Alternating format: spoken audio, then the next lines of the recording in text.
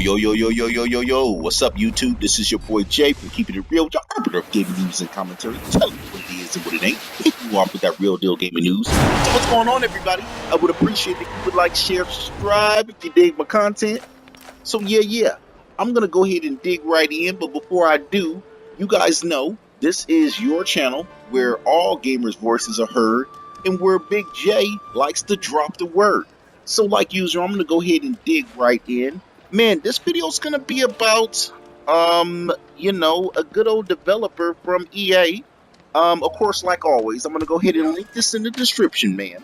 From Tech Stunt. And this is that developer that did that game that you hopefully you've seen at E3, A Way Out. And it looks like that's a co-op game that you can play. It's dealing with two individuals that you're playing through, and I guess you could co-op between the two. It looked pretty interesting. It looked like it was story driven, and now this developer from the game, they were speaking out about the PS4 Pro, and they got a direct quote in here where they're speaking about that the PS4 Pro is holding developers back. So I'm going to go ahead and read this direct quote. He goes on to say, do you want the honest truth? And this is what I love, man, because you know me, I like to keep it real. This machine is not so strong as you think. This is like a 5-year-old PC. Excellent work. If consoles were as powerful as PCs are today, you would see all different games. Most of the work developers put out there is to make them work on consoles. And that's the end quote. And, go ahead and decipher that, man. To read between the lines, go ahead and decipher that. He's basically saying, man, hey, man, this the Pro is not as strong as you think, man. It's really limited in regards to developing for it and actually having the tools that we need to be able to push our game as far as we would like. And he goes on to say, man, when he says stuff like, hey man, most developers are putting in work to basically make the games work on the console. That's telling me right there that, man, of course, it makes perfect sense. A lot of these games are being built in, being created on a powerful PC. Now, then they have to dumb everything down and to make everything fit for a console. And what would be nice is if what they're building on the PC would be more representative of what's on a console, and they wouldn't have to scale it down so much.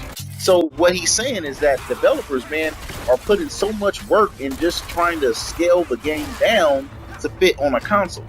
And the PS4 Pro doesn't help that all that much. It continues on that process of developers having to work hard to scale a game down or to have it fit a console, as opposed to actually, it being pretty much on par with what the powerful PC is, what they're doing when they're creating a game.